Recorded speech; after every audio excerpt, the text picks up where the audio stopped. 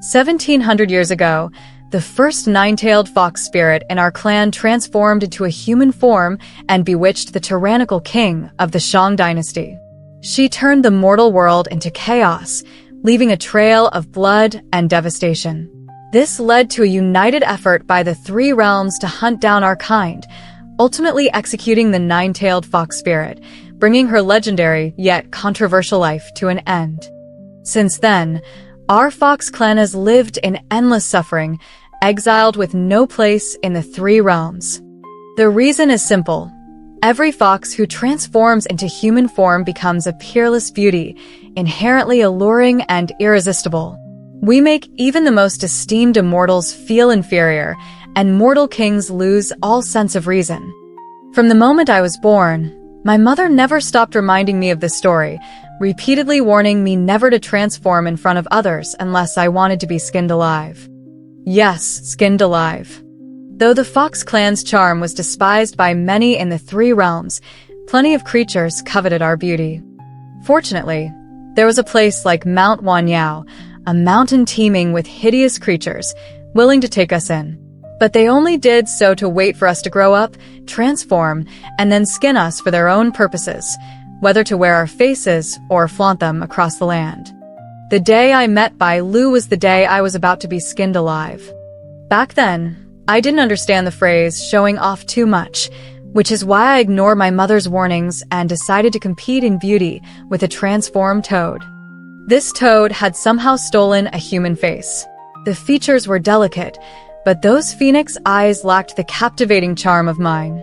Yet, this toad loved to show off and insisted that every young creature praise her new face. Our clan had a low status in Mount Wanyao, so I was placed at the very end of a line. After 365 creatures had taken their turn to flatter her, I thought long and hard but couldn't come up with anything original. So I told the truth. Miss Toad, your face is indeed beautiful, but your eyes don't quite match my allure. As the crowd of creatures gasped in shock, the scheming toad didn't hesitate. Why don't you transform and let everyone see if your eyes are really that enchanting? As a white fox, though I didn't hold much status within the clan, my human form was said to rival that of the nine-tailed fox spirits of Qingqiu. Back then, I was young and proud, with a vanity that pushed me to transform. Ah, so your mother was lying. You can transform. Before I could even revel in my success, the cunning toad ordered her minions to seize me. Smiling smugly, she added, Leoinen, I've been waiting for your face for 500 years, and now I've finally caught you transformed. My mother arrived amidst the excited crowd of creatures, crying bitterly. Her own face, once perfectly beautiful, was now half angelic and half hideously scarred, a sight that made my heart ache. I couldn't bear the thought of my face ending up on this disgusting toad, but I also couldn't stand the idea of my face being ruined like my mother's. Just as I silently bid my mother farewell and prepared to self-destruct my spirit core, a man in white descended from the sky. They say Mount Wanyao is full of creatures. And indeed, you have less than 1,000 in number, but 800 different species. Unfazed by the crowd's astonished stares, he walked directly toward the dazed toad. With a touch of his finger to my forehead, I returned to my original form, a small white ball of fur that fell gently into his warm palm.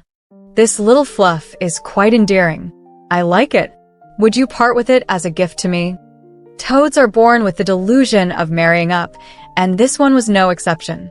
Entranced by the dashing young man before her, she forgot her long-standing desire for my face and nodded in a daze. Thank you for your generosity, he said, leaving only those words of polite indifference before carrying me away to Kunlun Mountain. Bai Lu was the mount of the god of longevity, originally a dashing spotted Sika deer.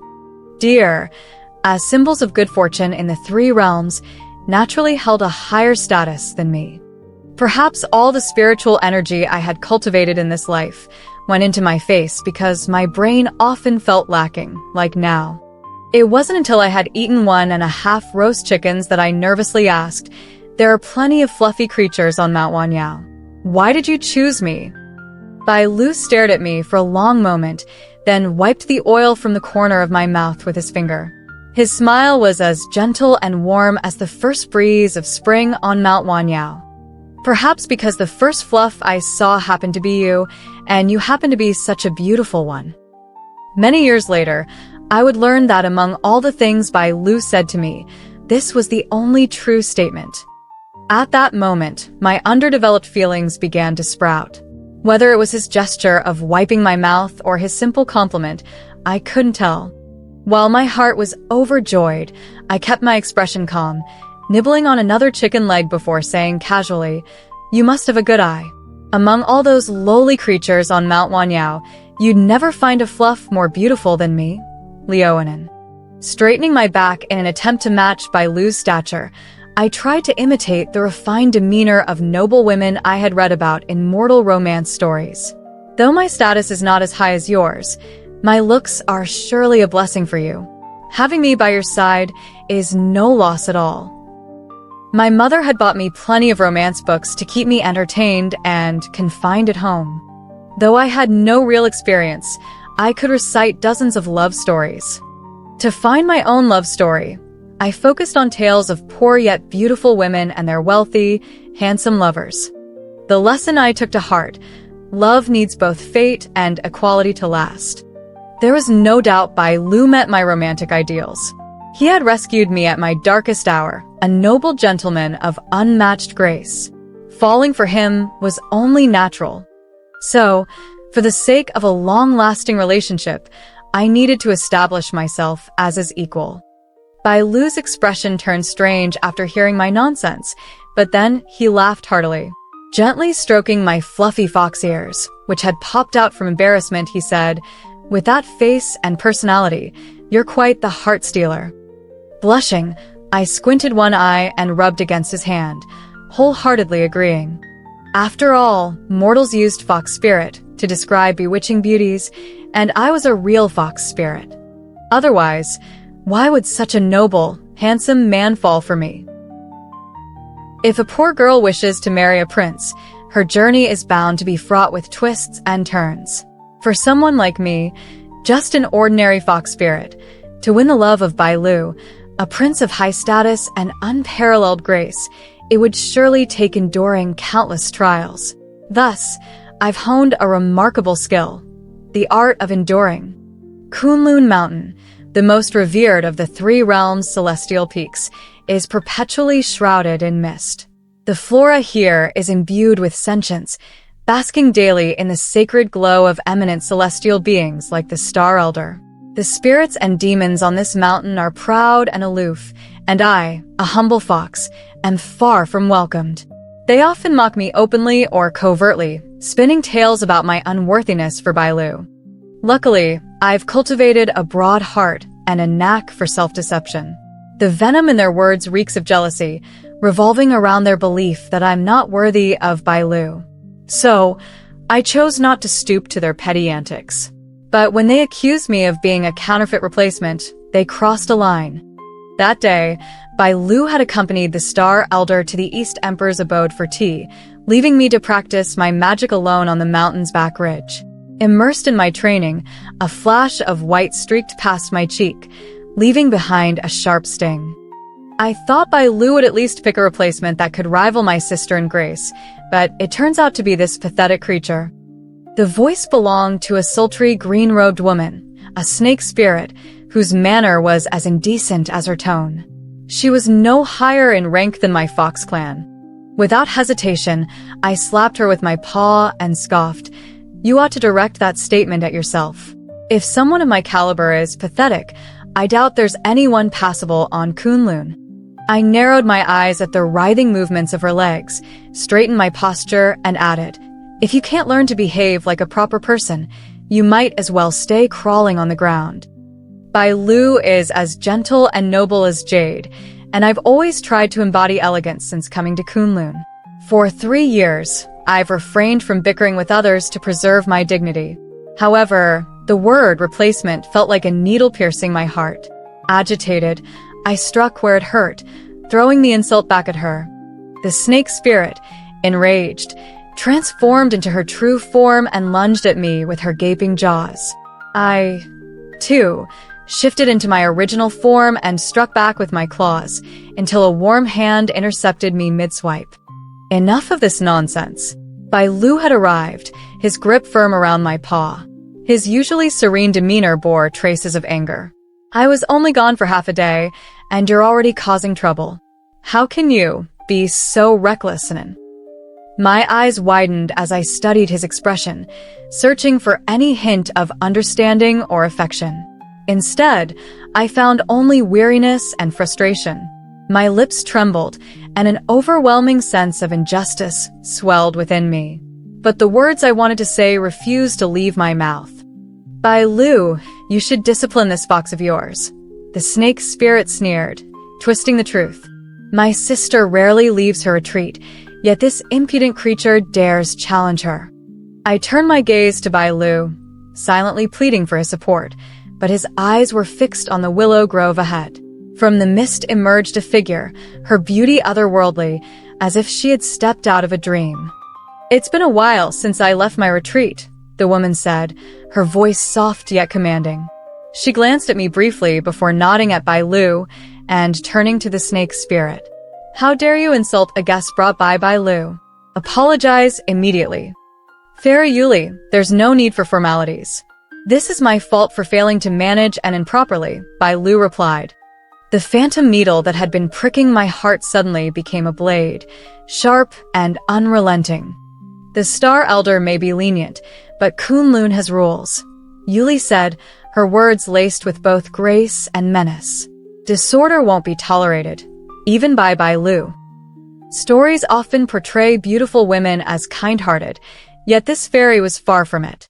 Not only did she condone the snake spirit slander, but she subtly fanned the flames.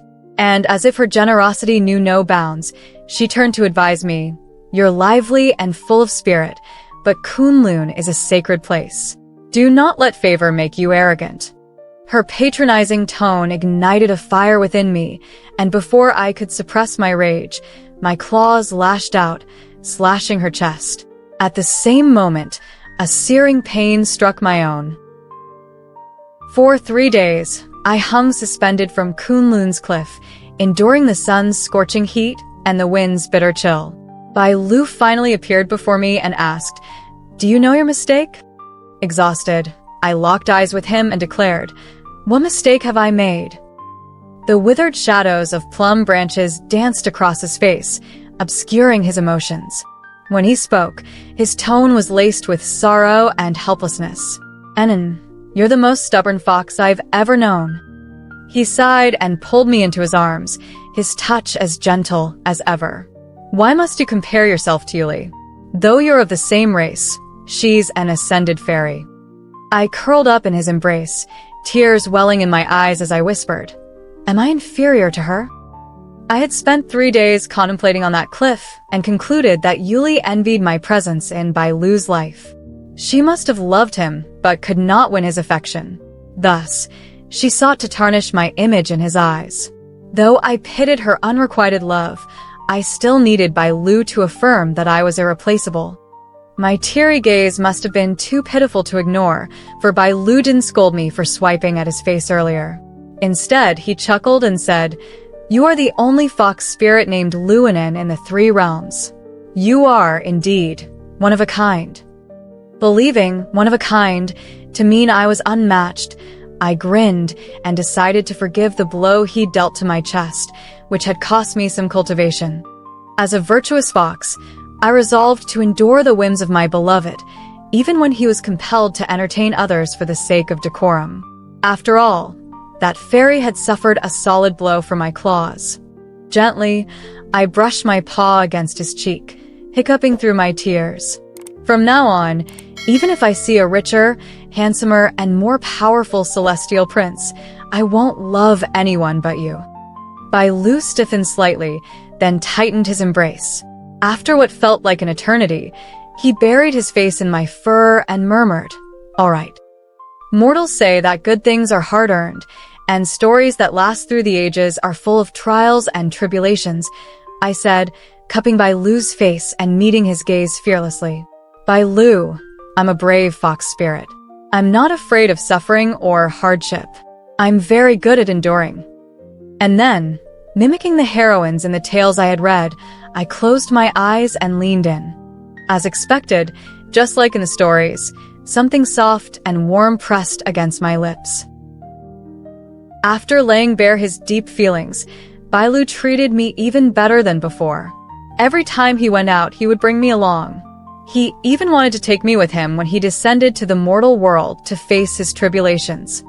On that day, in the back mountains of Kunlun, catkins danced wildly in the air. He stood amidst the fluttering white and said to me, the Buddha's eldest disciple, Jin Chanzi, is undergoing trials in the mortal world. He must endure 81 hardships to retrieve the scriptures from the West and attain enlightenment. Along the way, he will pass through the kingdom of Biko, where he will face a tribulation. I obediently stopped practicing my spells and tilted my head, waiting for him to continue. A long silence followed, so long that the dancing catkins had scattered. Finally, Bailu spoke slowly. That is also a tribulation written into my fate. He took a step closer and hesitated before saying, "Will you come with me?" My tightly wounded heart suddenly relaxed. I glared at him and pouted. "Do you think I'm not a brave enough demon? Of course, where he goes, I will follow." The light in Bailu's eyes flickered like a wavering flame. After a long pause, he hugged me tightly and said, facing tribulations is no child's play. Jin Chanzi's senior disciple is the great sage equal to heaven, Sun Wukong, who fought against the heavens 500 years ago. He specializes in slaying demons. If we aren't careful, both you and I might. Lovers always find their way to each other in the end. I've never read a story where true love is separated by death. I interrupted him, leaning my head against his chest, listening to the steady thumping of his heartbeat. I said, "I love you so much. We're meant to be together. So, what does it matter if it's life or death? I am a bold and fearless demon, unafraid of pain, hardship, or even death. What I fear most is that the one I love doesn't love me back." But how could Bailu not love me? He loves me so much that he can't bear to be without me. Before descending to the mortal world, I returned to Mount Wanyao to bid farewell to my mother. I didn't tell her that I was going to the mortal realm to experience worldly affairs with my beloved. Ever since the nine-tailed fox fairy caused chaos when she descended to the mortal world to face her tribulations, my mother had declared the mortal realm forbidden territory. That night, my mother caressed my face tenderly and said, "The night you were born, the moonlight over Mount Wanyao was the brightest it had ever been." I knew then that my child would grow up to be someone more beautiful than the moonlight. But the three realms cannot tolerate our kind. Every day, I prayed for you to be more ordinary, less dazzling. That's why I named you Anin, to wish for you to live in obscurity. Even though you've been blessed with good fortune, I still hope you'll hide your brilliance and not stand out too much. I didn't argue with her, but inwardly, I felt smug. If I hadn't been dazzling that day, how would I have met my beloved Bailu? This tribulation for Jin Chanzi was a turning point on his journey to obtain the scriptures. Bailu told me that the monk's journey to the west was fraught with danger. Somehow, a rumor had spread that eating Tang monk's flesh would grant immortality, which only made the journey more perilous. The trial in the kingdom of Biko was meant to dispel the rumor by spreading the longevity star's secret recipe for a long life, proving that there were other ways to attain immortality. And to spread the longevity star's recipe, we must test it on a king, Bailu said hesitantly. A classic case of using a celebrity for influence. I understood the concept. And then? Physicians can heal the sick, but we must engineer a way to draw the Tang monk to intervene, he said, clenching his fists as guilt flashed across his face. Enin, I need you to enter the Biko king's harem as his favorite concubine. Cause chaos, drain his vitality, and incite public resentment so I can step in and save him, thereby drawing the monk's attention. I was so shocked that I could barely keep my jaw from dropping. Trembling, I tried to suppress the growing fear in my heart. What did you say? Enin, there's no other woman in the world who could make men lose their minds over her like you can. Those words were as cruel as they were flattering, both a compliment and a rebuke taken to the extreme. And yet I couldn't refuse. Bailu, can you bear to let me go? I waited for his answer for a long time, but it never came. Bowing my head, I murmured, 1700 years ago, Lady Nuwa sent the nine-tailed fox fairy to sow discord in the Shang dynasty's harem. It led to chaos, and the Shang emperor burned himself to death. In the end, the nine-tailed fox fairy was executed. Bailu, isn't there another way? I asked, wiping the tears from my eyes and tugging at his sleeve. This tribulation was destined to corrupt the Biko king's court. Enin, I can't think of any other solution, Bailu said. My grip on his sleeve slackened. My greatest fears seemed to be materializing. Shaking my head to dispel the dark thoughts, I forced a smile and said, Bailu, you know I'm a very virtuous fox. I can endure anything. Enin, I will protect you, he promised, extending his hand. A staff, the Longevity Star's dragon banner, appeared in the air. With this dragon banner, I can hold my own against the great sage. If he uncovers your identity, I will protect you and help you escape. Though I didn't care much about life or death, his thoughtfulness warmed my heart, reigniting hope within me. If I enter the palace, what will your role be in Biko? I finally relented, not wanting to disappoint him. I'll take you in as my daughter and accompany you into the palace, he said, his voice tinged with a mix of sadness, joy, and something else I couldn't decipher. Of all the tales I've read, none have a plot like mine. My beloved must disguise himself as my father to deliver me to another man. The emotions this stirred were inexplicable. After a long while, I sighed and nestled into Bailu's arms. Quietly, I said, if the Biko king is enamored by me, so be it. But if he isn't, I won't resort to cheap seduction. It's not that I fear sin will ruin my cultivation or that I'll die under the great sage's staff. What I fear most is losing my purity, failing to sow good karma, and losing the chance to be with Bailu forever. I am a fox, beautiful beyond words, with a face like a goddess. I'm not bragging. Compared to me, the 3,000 beauties in the harem of the king of Biko are utterly unremarkable. On the day the white deer delivered me to the palace, the civil and military officials were dumbstruck, and even the frail and aging king of Biko was overjoyed. His cloudy eyes seemed to ignite with dazzling stars. Unsurprisingly, I became the most favored consort in the palace. The king, captivated by my beauty, deposed the former queen and lavishly crowned me as the Empress of Beauty. That very night, the king of Biko fell ill. For 3 years, I'd been careful not to let my fox spirit aura invade his mortal body. Still, the unique scent of a fox's body, innate and unavoidable, would slowly seep into his marrow and gradually drain his vitality. Doctors came one after another, prescribing bowl after bowl of medicine, but the king showed no signs of improvement. The time had come. I knew the person I had been longing for would soon appear. The white deer entered the palace with his usual leisurely grace, showing no trace of the excitement I felt. He didn't even spare me a glance. Instead, he immediately pressed a single hand to the king's wrist, stroking the illusory beard he had conjured. With a look of feigned concern, he said, I have a rare remedy from overseas. However, it requires a unique ingredient that could greatly strengthen His Majesty's health and prolong his life.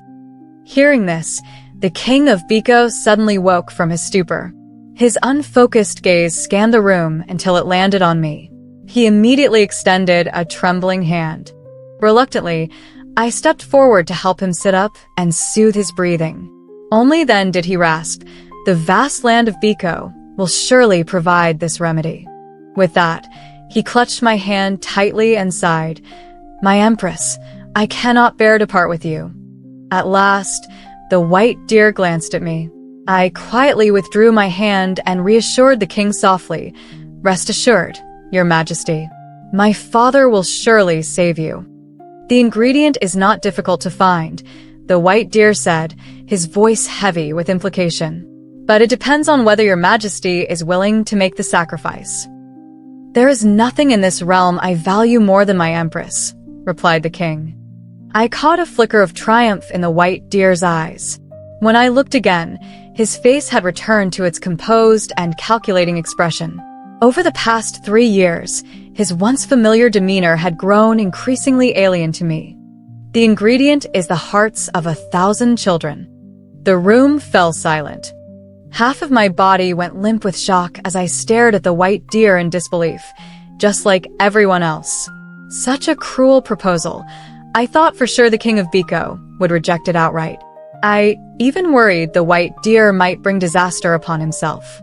To my astonishment, after a brief moment of contemplation, the king spoke softly. As they are my subjects, they would surely be willing to aid their king in his time of need. Desperate, I shook my head at the white deer, but he ignored me. Left with no choice, I clutched the king's hand tightly. Your Majesty, my Empress, if sacrificing 1,000 children's hearts allows me to spend 1,000 years with you, I find it a worthy trade. I sat frozen, despair washing over me. In that moment, I glimpsed the same inevitable path taken by the nine-tailed fox 1,700 years ago. An inept ruler remains inept, a tyrant, tyrannical. The beauty blamed as the cause of chaos becomes nothing more than a romanticized footnote in the annals of history. As the white deer prepared to leave the palace, I tugged at the hem of his robe and looked up at him. Am I just like the nine-tailed fox from 17 centuries ago? The Tang monk has reached the kingdom of Biko, he said coldly. Without such a cruel scheme, how else could we ensure that his party lingers here? The white deer reached out to stroke my head, his voice no longer the warm tone I remembered. Now it was chilling and sharp. Trust me, Enon. I will always keep you safe. I had tried to love my beloved the way the women in storybooks did. But I forgot that love isn't just about mutual affection. It requires a deeper connection, a shared understanding. True love is a balance of giving what the other wants and receiving the same in return. Only such harmony is a fair match. The white deer never understood what I wanted. With a single decree, the once thriving kingdom of Biko transformed overnight into a city of children. Even within the confines of the palace, I could hear the soft sobbing of townsfolk and their bitter curses carried on the silent night wind. I knew then that I could never be with the white deer. The night before the 1,000 hearts were to be gathered, the white deer came to the palace to see me. He held me tightly in his arms. Enon, the Tang monk and his disciples are in the city. Tomorrow, they will enter the palace. With his compassion, the Tang monk will surely order his disciples to save those children. For once my mind, usually so slow, was razor-sharp. White deer, the Tang monk is the reincarnation of the golden cicada. In this lifetime, his destiny is to ascend to the heavens. You'll never obtain his heart. For a moment, the white deer seemed startled, even embarrassed by my insight. Then he pushed me away. Are you afraid of him? I shook my head, shattering his fantasy with every word. You cannot defeat Sun Wukong. Because, in the trials of the heavens, one transcends personal desires to achieve a greater purpose, not to satisfy selfish cravings. The day I descended from Kunlun Mountain, Yuli came to see me. Her expression was both pitying and sorrowful as she said, "The heavens have long scorned foxes. 3 years ago, I was supposed to ascend, but the god of thunder damaged my soul, preventing my ascension. What's even more absurd is that even knowing my soul was wounded, they demanded I descend like the nine-tailed fox to beguile a mortal king for someone else's enlightenment. But the golden cicada, after 10 lifetimes of cultivation, remains untouched. He must have a pure and untarnished spirit, perfect for replenishing a damaged soul." I had tried not to dwell on Yuli's words, but now I could no longer ignore them. For 5 years on Kunlun Mountain, the white deer's affection for me was known to all. Yet not a single spirit respected me. I always thought it was because I was just a white fox. But I forgot that Yuli was also a white fox. White Deer Immortal grew up with Sister Yuli. No one could ever replace her in his heart. Exactly. White Deer Immortal could have ascended 3 years ago, but he gave it up to shield Sister Yuli from the Thunder God's wrath. Why else would he go to a desolate place like the Demon Mountain to find another fox? Fools. Did you forget that Sister Yuli is also a fox? I overheard the god of longevity once. He said Sister Yuli must endure one more trial before her ascension.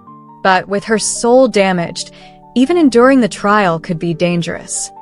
So, this fox is clearly just a replacement.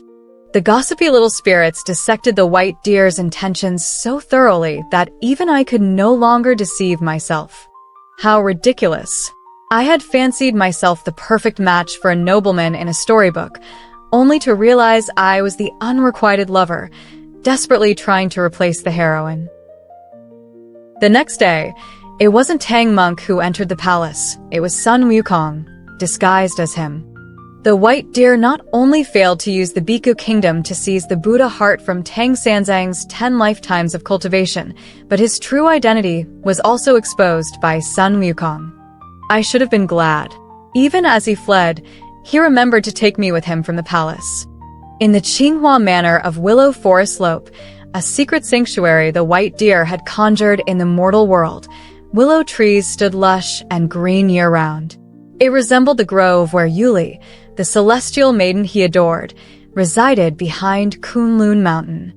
Furious, the white deer slammed his fist on the stone table. 3 years of careful planning, all destroyed by that damn monkey. I closed my eyes, clutching my chest, my voice trembling. These 3 years in the mortal world, was it really just your tribulation, or did you have other intentions? Am I the outsider helping you through your trial, or just a pawn on your chessboard? Even in death, I never got his answer. The omnipotent Sun Wukong had already caught up, and when he swung his weapon down, the white deer shoved me aside, turning and running in the opposite direction. I stood frozen for a long time, and suddenly, memories of my mother in 10,000 Demon Mountain surfaced. I wanted to tell her that from the day I competed in beauty with the toad, my brilliance had shone too brightly. That's why the white deer brought me to Kunlun, pampered and cherished me, yet left me despised by all living things in Kunlun. But it didn't matter. I would listen to her advice from now on. Yet I would never have that chance. Sun Wukong's staff struck my chest, the very spot the white deer had once wounded with his palm, the weakest part of me. I didn't even have the strength to maintain my human form. So, it's just a vixen? Without my human form, even the infamous, lustful Zhu Beiji didn't show me a shred of pity. With a single strike of his rake, I was utterly destroyed, my soul scattered. As my primordial spirit dissipated, I seemed to see the white deer again, his delicate, dappled figure crouched beside the elder of longevity. Tears filled his eyes as he gazed at me intently. Wretched beast, you've paid for your life. Why do you still linger? In the distance, the elder of longevity's voice was faint and ethereal. But what did any of it matter to me anymore?